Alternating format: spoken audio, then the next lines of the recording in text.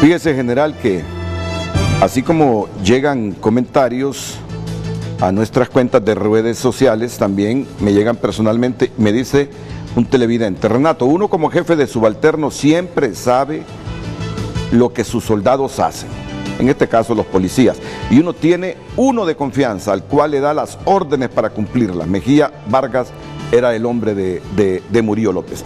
Cuénteme, antes de que Mejía Vargas fuera extraditado, y mientras usted fue su jefe, y mientras lo envió a la Mosquitia como jefe de esa misión para controlar a Fagot, ¿habían indicios de que Mejía Vargas se había comprometido con los narcos hondureños? Renato, voy a comenzar contándole algo que sucedió en el año 2007, que yo era parte de la cúpula policial. En el 2007, producto de las investigaciones, hicimos una lista de 25 oficiales de la policía que tenían nexos con el narcotráfico, y donde hicimos la recomendación al ministro de Seguridad en esa época que se les diera la baja, que se retirara esa gente, porque esa gente es la que estaba haciéndole daño a la institución policial. ¿Qué pasó? El informe llegó del ministro, después nos dimos cuenta que fue turnado a la presidencia de la República, inclusive llegó al Congreso Nacional. ¿Quién era el ministro en ese momento? Roda Gamero. Y al final dijeron que no se podía porque, bueno, lo que le quiero decir es que esos 25 oficiales, ya en el 2007, identificados, ¿verdad?, que inclusive hay 3 de ellos, que de los extraditados, que ahí estaban en esa lista, ¿verdad? 3 de esos muchachos extraditados, ahí estaban en esa lista. Y no se hizo nada. ¿Por qué? Porque el sistema estructuralmente estaba corrompido. Ya hablé yo de que el narcotráfico haya penetrado políticamente, empresarialmente y las instituciones de seguridad, ¿verdad? Entonces estos 25 oficiales prácticamente estaban trabajando para el narcotráfico. Siendo yo director, cuando me asignaron a Mejía Vargas, quiero decirle que para asignar a un oficial en investigación de la Policía Preventiva hacia investigación, no solamente es el hecho de que se le da un acuerdo, se hace una investigación previa, se pide información a las unidades de inteligencia acerca de esta persona. Es más, le voy a contar un caso. Me asignaron a un oficial de apellido Natarén, me lo querían asignar para jefe de San Pedro Sula, y yo lo rechacé. Les dije, mire, este hombre tiene, mire, estos reportes, y ahí están pues, ahora está con problemas en Estados Unidos, ¿verdad? Y le digo, este hombre no puede ser el jefe de San Pedro Sula, ¿verdad? Entonces, lo que le quiero decir es que hay una investigación para asignar a un oficial. Mejía Vargas en esa época, y hasta ese momento, como lo mencionó ahí un televidente, era un hombre de mi confianza. ¿Por qué? Porque era un hombre recto, hasta ese momento era un hombre cumplidor de la ley, era de los mejores oficiales de esa promoción. Y precisamente porque era de los mejores, fue que lo mandé como jefe de esa misión. Entonces, lastimosamente el ser humano es voluble, cambia. Si él cambió después, como dicen, esos ya son otros 100 pesos. Pero desde ahí, desde que él estuvo asignado ahí, su récord es totalmente limpio. De un oficial de honor, un oficial trabajador, primer lugar en los cursos de su promoción. Entonces, con esto lo que le quiero decir es que era un hombre probado, ¿verdad? No tenía ningún nexo.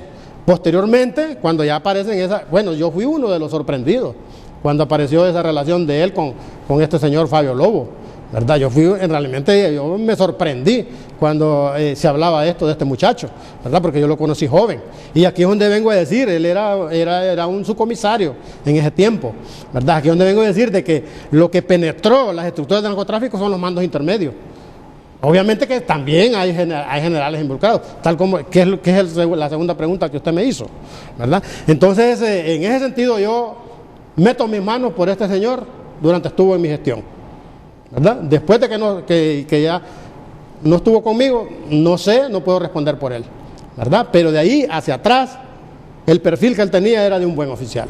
Ahora, ¿cómo interpretar sus declaraciones en el sentido de que en el 2007 o 2004 especifíqueme, corrígame la fecha, elaboraron ustedes un informe como policías de los 20 y tantos policías que estaban comprometidos con el narcotráfico. ¿Qué año fue exactamente? En 2007. 2007. Elaboran un informe de policías comprometidos con el narcotráfico. Lo envían al secretario de Seguridad. Lo conocen poderes del Estado y no se limpia a esa gente de la policía cuando los mismos policías están denunciando que colegas de ellos están metidos en el narcotráfico. ¿Cómo interpretar todo esto? ¿Cómo interpretar la maraña, la colusión entre policías, políticos en todo caso, que a sabiendas de lo que sucede son incapaces de depurar la policía en su momento antes de que fuera intervenida? Bueno, efectivamente, este es la simple historia de que el narcotráfico penetró todas las instituciones, ¿verdad? Y las consecuencias las estamos viendo y las seguimos viendo. Los oficiales extraditados, los narcotraficantes extraditados, todas esas actividades que este gobierno está haciendo contra el narcotráfico, porque realmente esa gente había penetrado todas las instituciones, ¿verdad? Y el ejemplo está bien definido, está bien claro, y de repente, si esa decisión se hubiera tomado en ese momento, creo que de algo hubiera servido, ¿verdad? Por lo menos la policía no hubiera caído en ese colapso tan terrible en el que cayó, ¿verdad? Una cosa tan mal, tan horrible pues para una institución como la policía, y por eso se dio lo que se dio, pues, o sea, la famosa depuración, los famosos señalamientos que todavía se le está haciendo a la policía, y realmente hemos visto, usted ya ha tenido gente especialista aquí hablando sobre el narcotráfico, cómo en realidad el gobierno fue penetrado. Esa es la respuesta. ¿El gobierno o sucesivos gobiernos? ¿O el gobierno como institución fue penetrado indistintamente del partido? Exactamente, es que el narcotráfico no es de un partido específico, estamos hablando de 3 periodos, para mencionar algo, desde el periodo de Pepe Lobo, el periodo de Mel Zelaya y el primer periodo hasta el que yo puedo hablar de Juan Orlando Hernández, ¿verdad? Entonces, de una u otra manera, a directores, ministros, estaban penetrados, ¿verdad? Y de una u otra manera influían, por ejemplo, en la asignación de estos oficiales, influían en la asignación. Fíjese que se dio cosas tan extremas, que a veces uno como director o como general no tenía capacidad de cambiar un subinspector, porque el político decía que ahí lo quería. Entonces se llegó a una desnaturalización de lo que era el verdadero mando en la policía, y por eso estamos como estamos. ¿Cómo pudo haber salido indemne de una promoción que ha sido salpicada en mociones de los fiscales del Distrito Sur de Nueva York y en versiones noticiosas? ¿Cómo pudo haber salido indemne José Francisco Murillo López de esos vínculos con el narcotráfico? Se lo pregunto así con claridad, porque usted me dice, fueron 34 años en la policía, y le aseguro, me dice, que yo no me involucré en esos temas de sicariato, de mandar a asesinar a hombres como Landaverde, a hombres como Aristide González, o en tener nexos con narcotraficantes hondureños. Mi pregunta es así clarita: ¿cómo salir indemne de una promoción que fue salpicada? En ese momento usted era el hombre fuerte de la Dirección Nacional de Investigación Criminal, ahora DPI. Bueno, el número uno es, aquí vale aclarar que, por ejemplo, yo soy un estudioso de la ciencia policial, ¿verdad? Del derecho de policía. Me formé en la Academia Nacional de Policía, y realmente en la academia a uno le enseñan a servir, no le enseñan a ser delincuente, le enseñan a formarse como un combatiente, ¿verdad?, de la criminalidad. Y tiene que ver también la formación familiar, ¿verdad?, la formación, el entorno en que uno se desarrolla, y yo he sido criado con los principios de la honestidad, de la buena moral, de las buenas costumbres, y por eso siempre he andado en la línea recta. Tuve problemas en mis asignaciones, y en algunos momentos por eso fui relevado. ¿Por qué? Porque no era de los intereses para la gente que estaba coludida con el crimen organizado. Entonces fui relevado algunas veces de algunos puestos clave, ¿verdad? Porque yo fui director, por ejemplo, fui jefe de la metropolitana aquí en Tegucigalpa, fui jefe de la metropolitana en San Pedro Sula, aparte de ser director de investigación criminal. Entonces son puestos claves, ¿verdad?, que tienen que ver con los corredores del narcotráfico. Pero en su momento, como dicen, no era de los escogidos para que estuviera en esos puestos. Y entonces fui relevado. Y eso es lo que sucede con las personas honradas cuando estamos metidos, como dicen, en una burbuja que está totalmente contaminada. Y eso es lo que pasó conmigo. Le dije que le iba a repreguntar sobre los casos de Arístide González y de Alfredo Landaverde, porque una arista más del reportaje del New York Times afirma que se les entregó dinero para mandar a matar a Arístide González y que tras el reparto a los gatilleros y a toda la gente que participó en el supuesto asesinato, bueno, el asesinato es claro, a la que involucran supuestamente en ese asesinato, mire lo que dice el periódico, que tras el reparto, los generales Muñoz Licona, Ramírez del Cid y Murillo López llamaron a Blanco y le dijeron: esté pendiente de la noticia mañana haremos todo, esté pendiente, señor. Usted me dice que 10 minutos después del crimen de Arístide González, usted fue al escenario y que ahí pudo establecer como una de las aristas que en efecto hubo policías que participaron en ese atroz crimen, como fue el de Landaverde también. Sí, bueno, efectivamente, el caso del general Arístide González fue un caso bastante impactante, y aquí voy a mencionar algo, un hecho.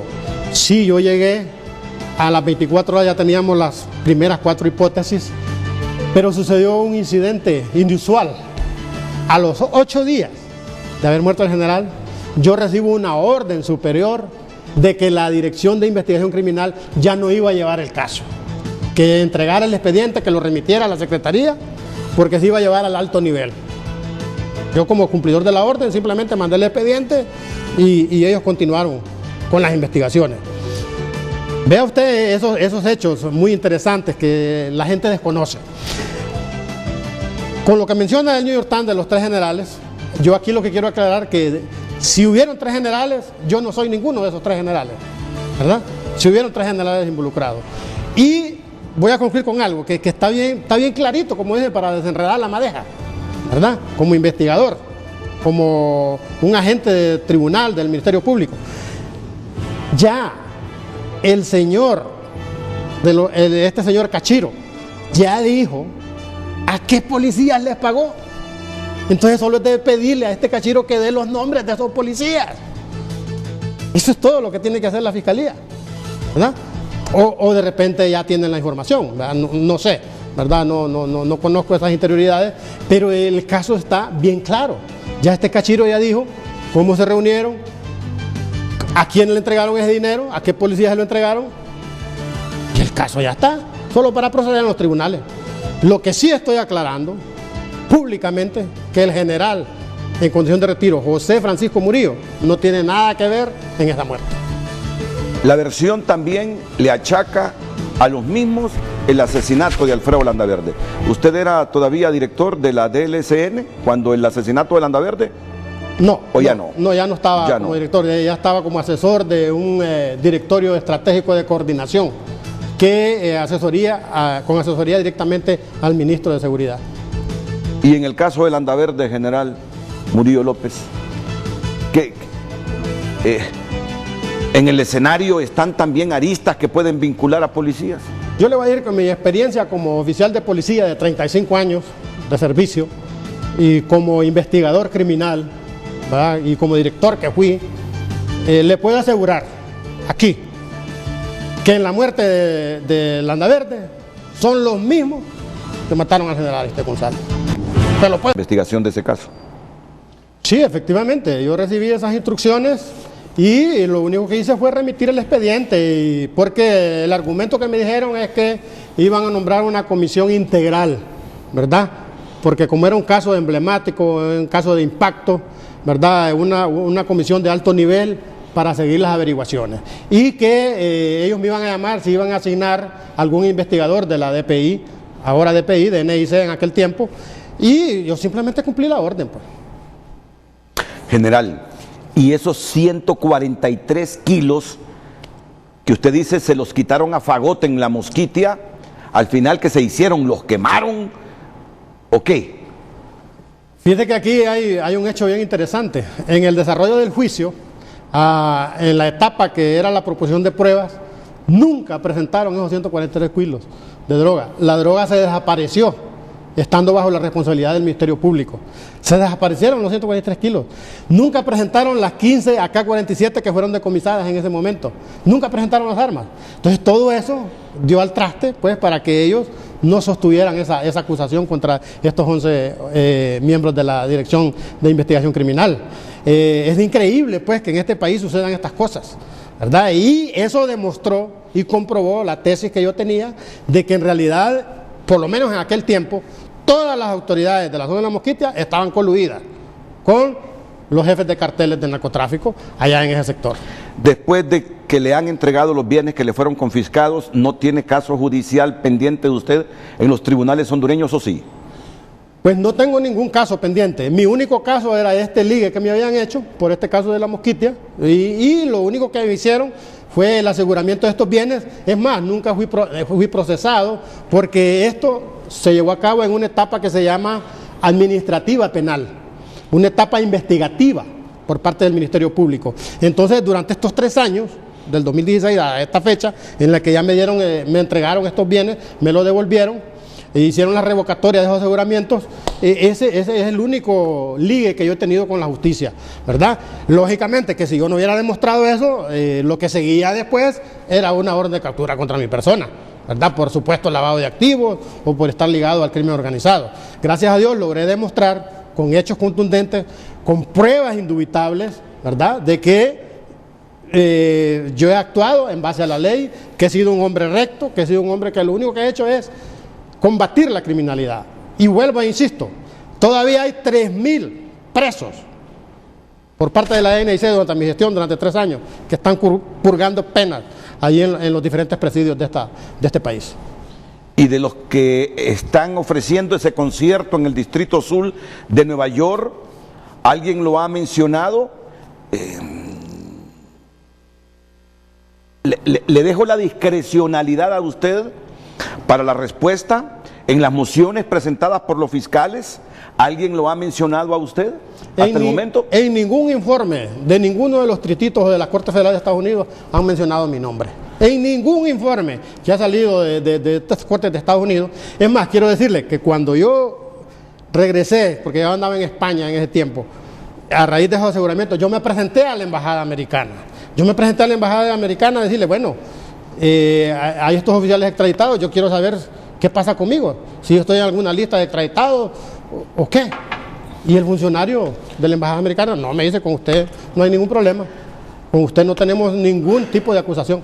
General, cuando me dijo, los mismos que mataron a Landaverde, los mismos que mataron a Julián Aristide González, mataron a Landaverde, ¿fueron policías los que mataron a ambos? Así es, esta es una certeza investigativa que uno tiene como un investigador criminal que es, ¿verdad? El hecho de yo haber estado 3 años como director de investigación criminal me dio más experiencia, ¿verdad?, en lo que es la investigación criminal. Y realmente esos hechos tienen relación. General, después de esta reingeniería, como la califica usted, ¿estamos libres de policías comprometidos con el narcotráfico en este momento? ¿O no? Bueno, a mi criterio, como le he mencionado acá, esta comisión depuradora realmente no ha hecho una depuración. Lo que hizo fue una reingeniería. ¿Por qué? Porque el 80% de los 5.000 y pico de policías depurados, entre comillas, es por reestructuración organizativa, no es por la comisión de delitos. Y ahí es donde viene, para contestar su pregunta, todavía hay oficiales involucrados con el narcotráfico dentro de la policía. No han sido depurados. Ahí están, ahí siguen. Entonces esa es la realidad de este país. Esa es la realidad en la que estamos viviendo. ¿Por qué? Porque toda la nación ha sido cooptada por el narcotráfico, por el crimen organizado. Gracias a Dios que con estas extradiciones, con las acciones que está haciendo el gobierno, de una u otra manera se están neutralizando. Pero el problema sigue latente. O sea, el problema sigue porque los Estados Unidos todavía quieren que se les esté mandando droga. Los productores de droga todavía están mandando toneladas de droga. Entonces, ante eso, estamos en una realidad de que estos organismos, como la Comisión Depuradora, la misma sociedad civil debe estar vigilante de estas instituciones, como la policía, y ojo, y no solo la policía, con los fiscales, con los jueces, es decir, con todo ese entramado de lo que es la seguridad de este país, con los mismos miembros de las Fuerzas Armadas. ¿Por qué? Porque en la larga data del narcotráfico han habido coroneles involucrados, coroneles mencionados. Le voy a mencionar, por ejemplo, a Garrigó, coronel Garrigó, ¿verdad? El coronel de apellido Lara, ¿verdad? Entonces hay una larga data de instituciones que tienen que ver con la seguridad en el narcotráfico. Escuché muy bien sus palabras y me parece contradictorio si fuese así, que por un lado Estados Unidos utiliza estos países para que frenen el recorrido de la droga que viene del sur hacia el norte, y usted me dijo, pero ellos la necesitan para consumirla también. Explíqueme estas contradicciones que no acabamos de entender en esta política de narcóticos de Estados Unidos. Bueno, porque esto es sencillo, porque los receptores de la droga ya, que se la ofrecen a los casi 25 millones de consumidores que hay en Estados Unidos, no son autoridades, ¿me entiendes? Son ciudadanos comunes, norteamericanos. Los que luchan contra el narcotráfico son las autoridades legalmente constituidas, ¿verdad? Son los jueces, es la DEA, el FBI y todas esas agencias que tienen que ver con los narcóticos, ¿verdad? La lucha es de ellos en sí, pero dentro de la población de Estados Unidos hay 25 millones de consumidores que están exigiendo que esa droga llegue a los Estados Unidos. Y entonces, como le digo, son dos sectores. Entonces eso explica. Estamos condenados como Estado a estar siempre afectados por el narcotráfico, considerando la ubicación geográfica de nuestro país y el recorrido que esa droga tiene desde el sur para el norte. Creo que por ahora estas rutas siempre van a seguir vigentes. A pesar de que, por ejemplo, el gobierno, ahorita que salen unos spots del presidente de la República, que ha habido el decomiso de más de 1.800 kilos de cocaína, pero aquí son toneladas de cocaína las que pasan, ¿verdad? Eso es insignificante para la cantidad de droga que pasa y va a seguir pasando. Lo que se tiene que hacer, obviamente ya se están haciendo cosas buenas, ¿verdad? Este gobierno hay que reconocerlo, están haciendo algunas cosas buenas, pero hay que, como dicen, endurecer el blanco, así le llamamos nosotros los policías y los militares. Hay que endurecer el blanco, hay que insistir, ¿verdad?, en la neutralización de estos criminales, porque si no, aquí vamos a seguir siendo un corredor. Hace algunos días estuve aquí a la cúpula de las Fuerzas Armadas y dicen que en relación a Panamá y algunas otras naciones, Honduras ha reducido el tráfico de droga del sur hacia el norte por nuestro territorio marítimo y tierra continental. Bueno, eso? Sí, hay que darle credibilidad a lo que esta gente dice, porque ellos ahorita son actualmente los que están imbuidos en esa lucha contra el narcotráfico. Tienen más información fresca. Yo tengo alguna información, obviamente, ¿va? Pero de repente no la información tan puntual como la tienen ellos. Entonces hay que darle credibilidad a esta gente. Usted hace algunos minutos pidió a los entes encargados del aseguramiento de bienes que investiguen con más amplitud antes de asegurarlos. Pero igual nos dijo, y al haberle devuelto la OAVI los bienes que le había asegurado, también le devolvieron dinero a usted por los alquileres de esos bienes. O sea, ¿cree que las cantidades que le devolvieron, se los devolvieron en buenas condiciones? ¿Es justo, a pesar de que usted cuestione que se los hayan asegurado sin haber tenido una investigación amplia?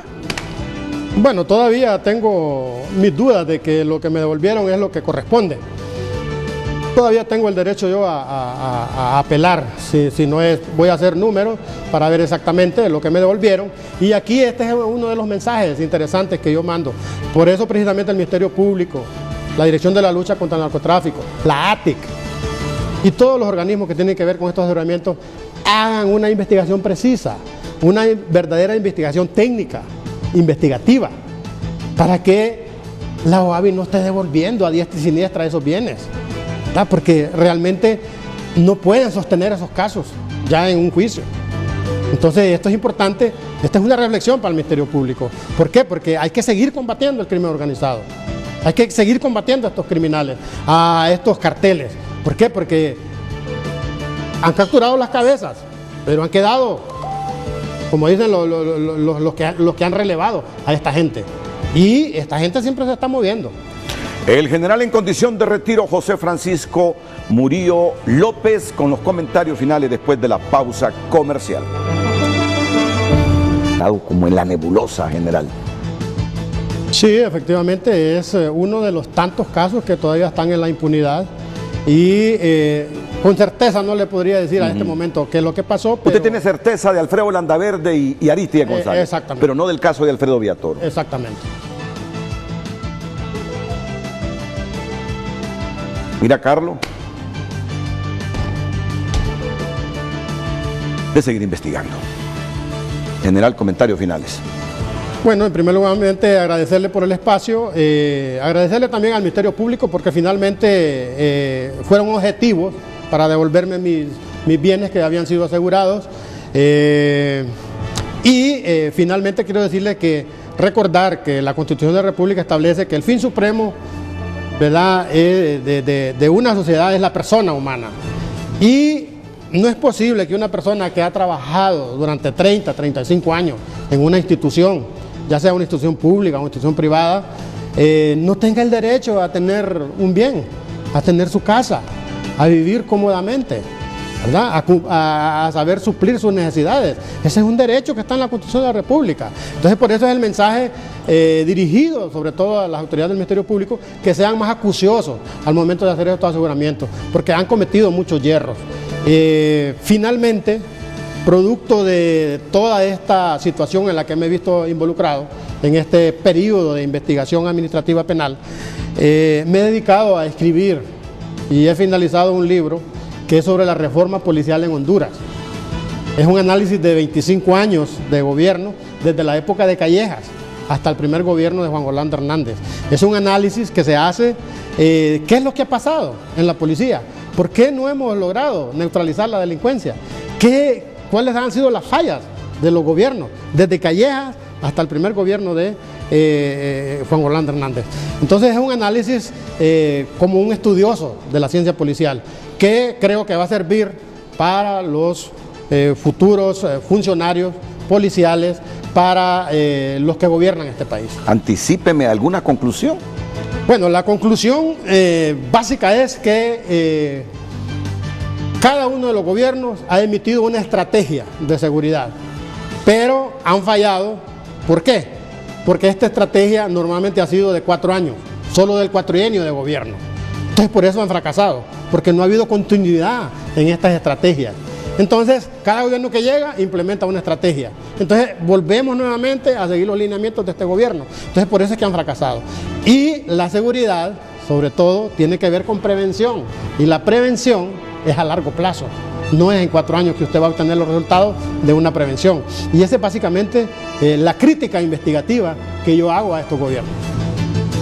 Algo así como que cada gobierno llega con sus propios intereses y en función de eso estructura la seguridad. Exactamente. Entonces nosotros los generales, vea usted, y los del mando, tenemos que adaptarnos a estos lineamientos, ¿verdad? Cuando de repente damos algunas sugerencias, pero no son tomadas en cuenta. Y entonces por eso estamos como estamos. Muchas gracias. Esta mañana en Frente a Frente, el general en condición de retiro, José Francisco Murillo López.